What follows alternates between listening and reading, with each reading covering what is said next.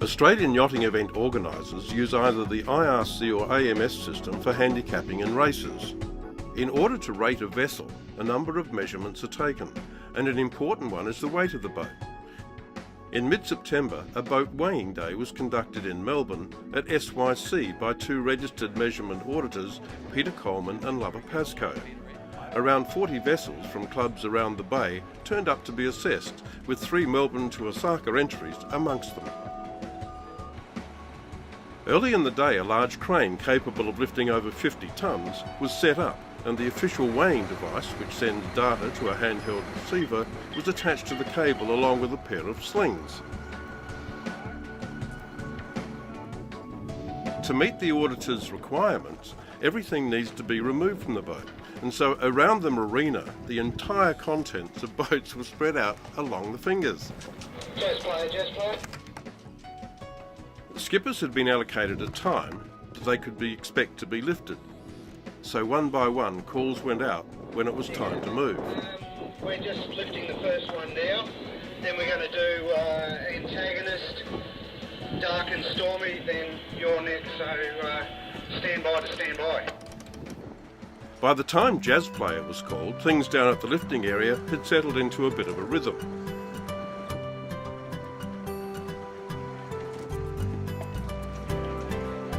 After being manoeuvred into position, ropes were dropped under the hull.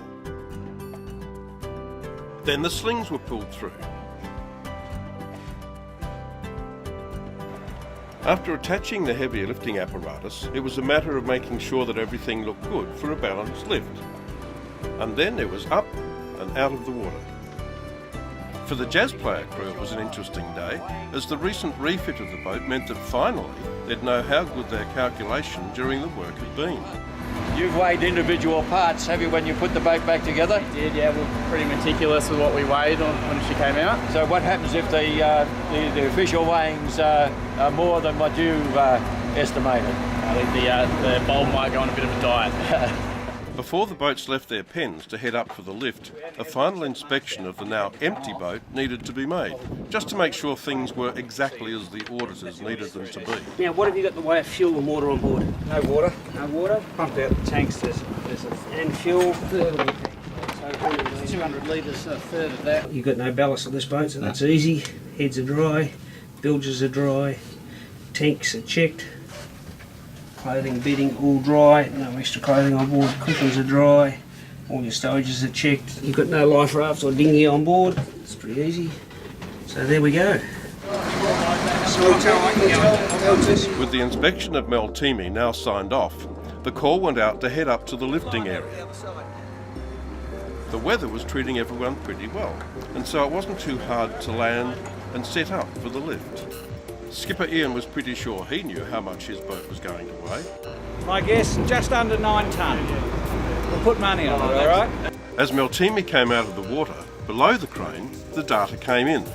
And if you take into account the weight of the lifting gear, it looks like Ian should have put money on his estimate. In order for the auditors to calculate an accurate weight, certain items of safety gear that had been removed for the lift were also weighed separately. Lord Jiminy had also lined up to be lifted and weighed. Skipper Chris Barlow bought the Open 40 from France last year and has recently put her back in the water after having new livery added.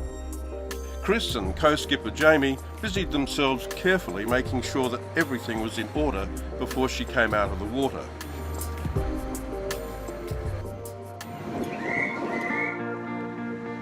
With slings in place, it was time to go.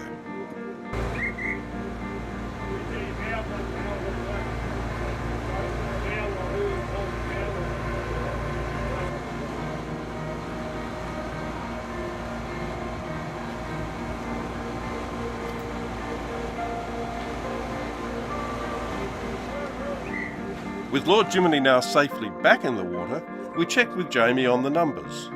Oh, I was thinking, I had my money on 4,630. 4,630? Yeah, but we know it was quite a bit more than that. As quickly as boats were pulled away from the lifting zone, others lined up in their place.